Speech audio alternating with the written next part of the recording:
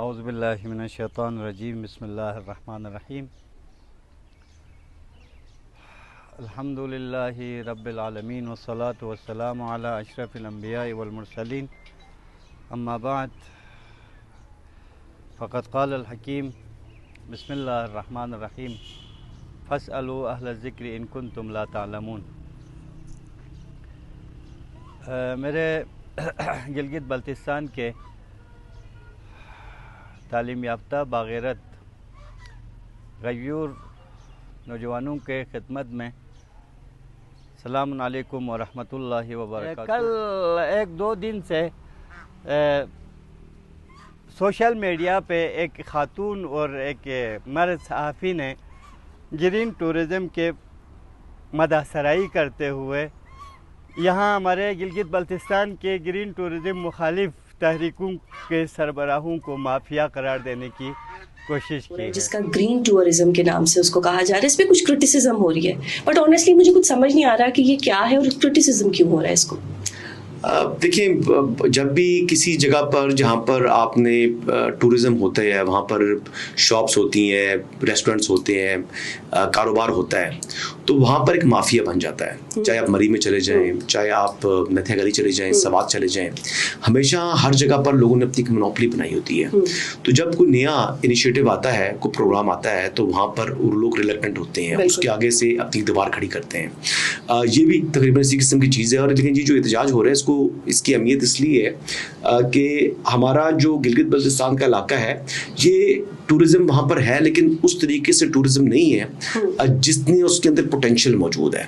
یعنی گلگت بلتستان کو پاکستان کا سوئٹزرلینڈ کہنا بھی غلط ہوگا، یہ سوئٹزرلینڈ سے زیادہ خوبصورت جگہ ہے۔ یہ ہمارے لیے کوئی تعجب کی بات نہیں ہے، نہ یہ پہلی مرتبہ ہمیں کسی نے کہا ہے، نہ یہ آخری مرتبہ ہوگا۔ لیکن چونکہ حسن ایوب اس صحافی کا نام ہے اور اس خاتون کا ہم نام نہ لیں، بہتر ہے، وہ خاتون ہے۔ پہلے آپ دونوں سے ہم پوچھنا یہ چاہیں گے کہ جائیں لفظ مافیا کو دوبارہ سے پڑھیں، اور ایک لفظ مافیا واقعاً آپ نے جو پڑھا مافیا کے بارے میں، کیا میرے خطے میں اس طرح کے لوگ آپ لوگوں کو ملیں گے؟ اس بارے میں آپ لوگ دوبارہ جا کے لفظ مافیا پہ غور کریں۔ دوسرا ہمارا وہ کہنا یہ ہے کہ آپ دونوں میرے گلگت بلتستان کے لگتے کیا ہو؟ کیا آپ یہاں اس مٹی کے فرزند ہیں؟ نہیں ہیں۔ کیا ہم نے آپ کو یہ حق دیا ہے کہ آپ ہمارے بارے میں تجزیہ و ترکیب دینا شروع کریں؟ ہم نے آپ کو یہ حق بھی نہیں دیا۔ تیسرے اس پہ آئیں آپ، ان کا کہنا یہ ہے کہ جب بھی کسی معاشرے میں کوئی اقتصادی سیاحتی انقلاب برپا کرنا چاہتے ہیں تو ایک خاص ٹولے کو تکلیف پہنچتا ہے، اور وہ اس طرح کے اچھے ہتھ کنڈے یا احتجاج یا مخالفت پہ اتر آتے ہیں۔ تو میرے آغا حسن ایوب صاحب، میں نے نیٹ پہ آپ کے بارے میں جو مختصر میں نے پڑھا ہے، اس سے اندازہ یہ ہوا کہ آپ صحافی بھی ہیں، تعلیم یافتہ بھی ہیں، تجزیہ نگار بھی ہیں، اور ان سب کے ساتھ آپ مسلم لیگ نون کے دیرینہ جیالہ بھی ہیں۔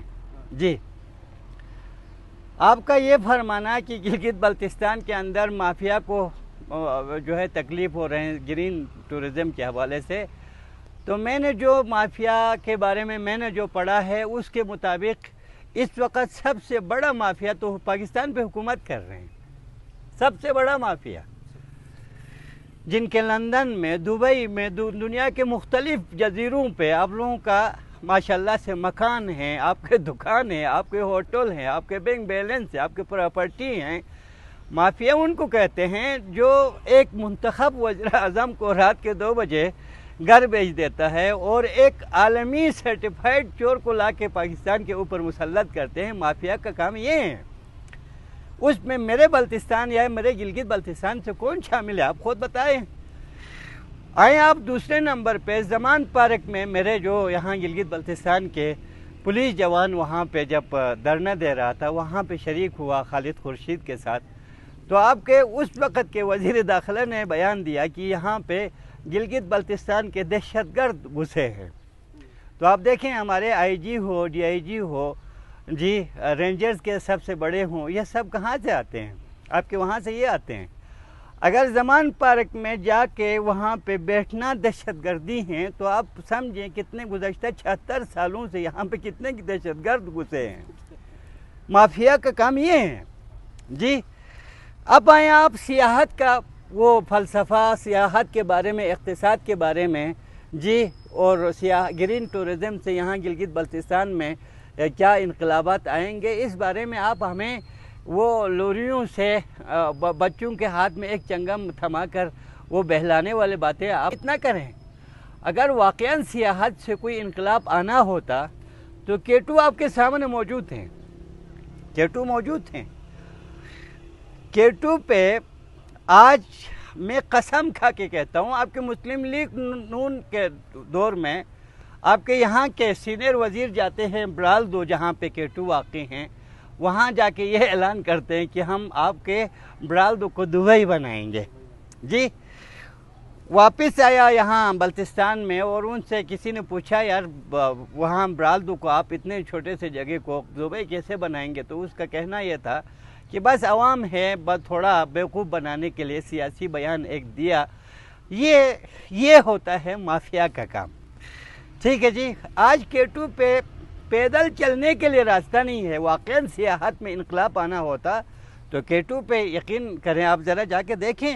آپ صحافی ہو بھائی، اس گزشتہ 76 سال میں آپ نے کس پروگرام میں ہمارے عدالتی نظام پہ، ہمارے تعلیمی نظام پہ، ہمارے سیاسی نظام پہ آپ نے کتنے مرتبہ ہمارے گلگت بلتستان کے اوپر آپ نے پروگرام رکھا جو آج یہ کہتے ہو کہ یہاں پہ گرین ٹورزم کے مخالف جو ہے مافیا ہیں.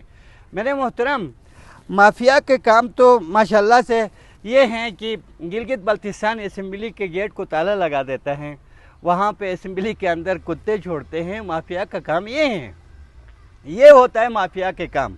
جی یہاں بلتستان سے، گلگت سے اشرافیہ کے کچھ گھروں کو خرید لیتے ہیں اور ان کے منہ بند کرنے کے لیے منہ مانگے قیمت ادا کرتے ہیں. ان کو نوکری کے جانسے میں لاتے ہیں، اسمبلی میں جا کے بٹھاتے ہیں، کوارڈینیٹر نوازا جاتا ہے، اس کے بعد ان سے اپنے من چاہے مقاصد حاصل کرتے ہیں. مافیا کا کام یہ ہے.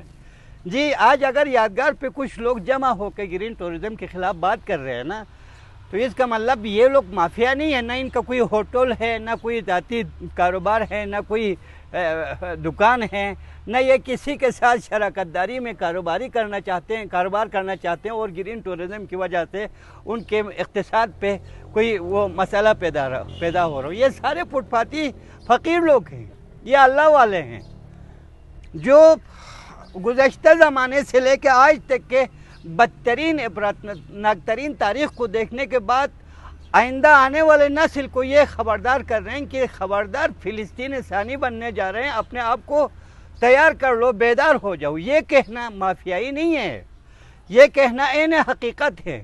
وہاں فلسطین میں اسرائیل بھی اسی طرح ہی میں آپ کو صرف ایک مثال وہ کرتا ہوں.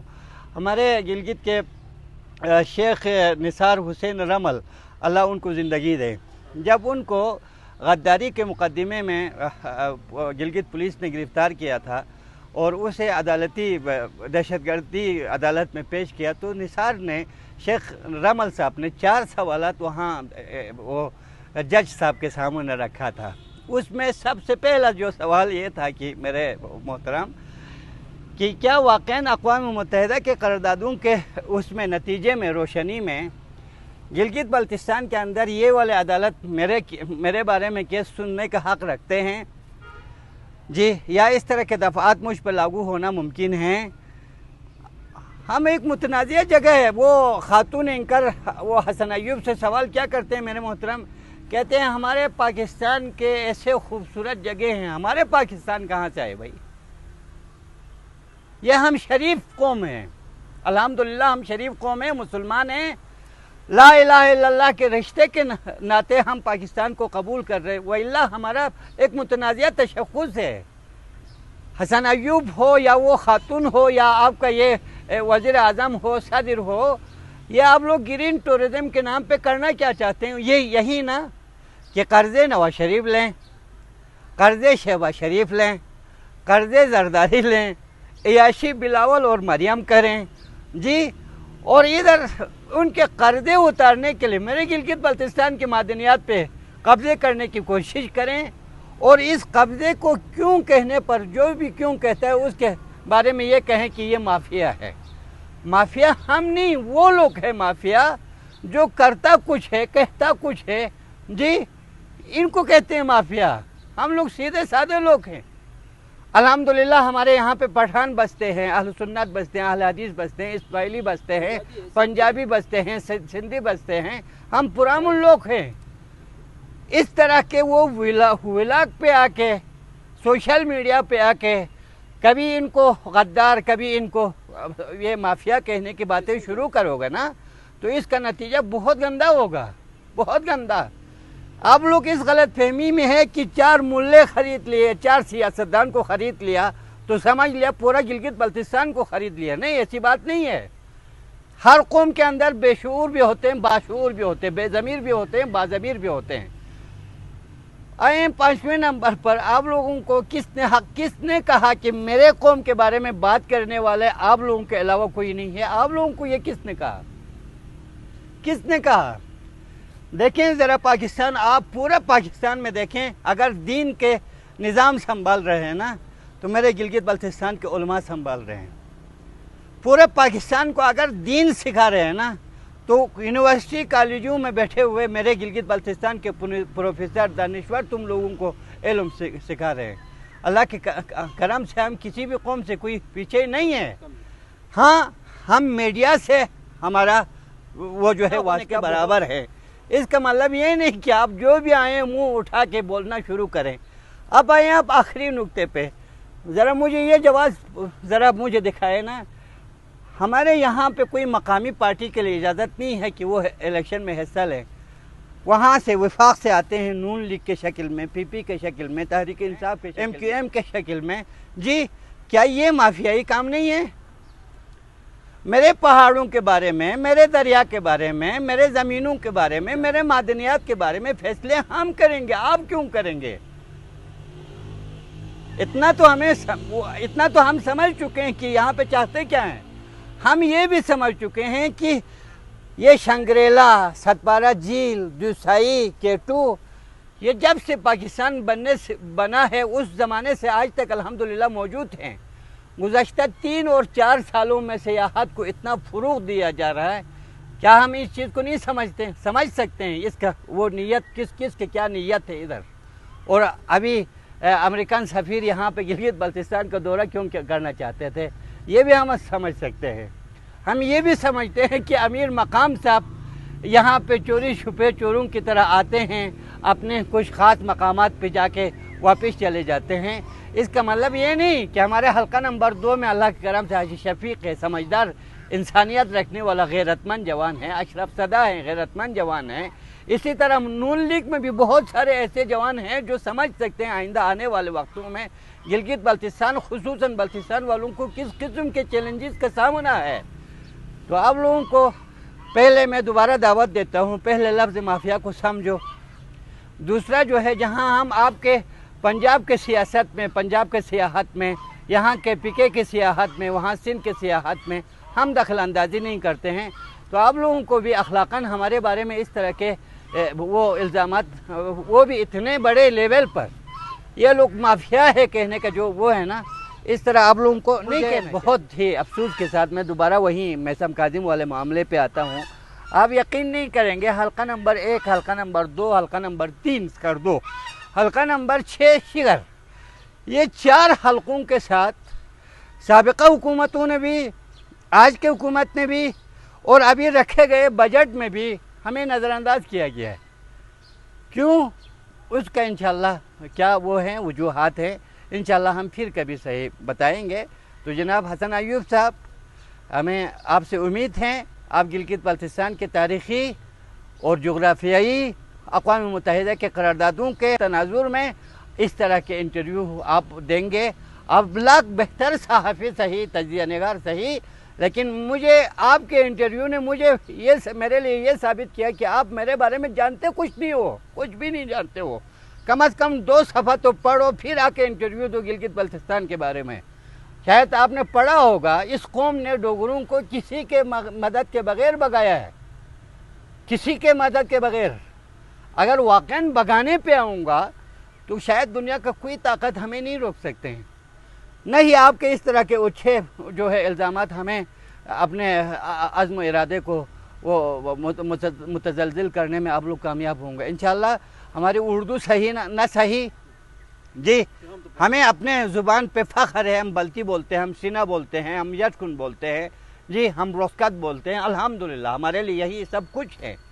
लेकिन जो यहाँ आके हमारे एक साफ़ सुथरा चेहरे को दागदार बनाने की कोशिश करेंगे, हम यहाँ के पहाड़ों को, नदी नालों को, ज़मीनों को अपने माँ के जो है दामन की तरह उससे भी ज़्यादा हसास समझते हैं, बाइज़्ज़त समझते हैं।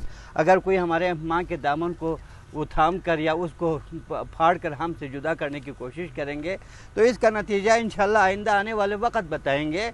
बाकी आप दोनों के ये जो व्लॉग पे आप लोगों ने हमें जो और भी बहुत कुछ कहने की कोशिश की है, इंशाअल्लाह यकुम मुहर्रम से लेकर अरबाइन हुसैन तक मेंबर रसूल पे इसका जवाब हम बशमूल उन ताकतों के ख़िलाफ़ जिन्होंने आप दोनों के प्रोग्राम को पैसे देकर फेसबुक पर चढ़ाया, उनके ख़िलाफ़ भी बोलेंगे।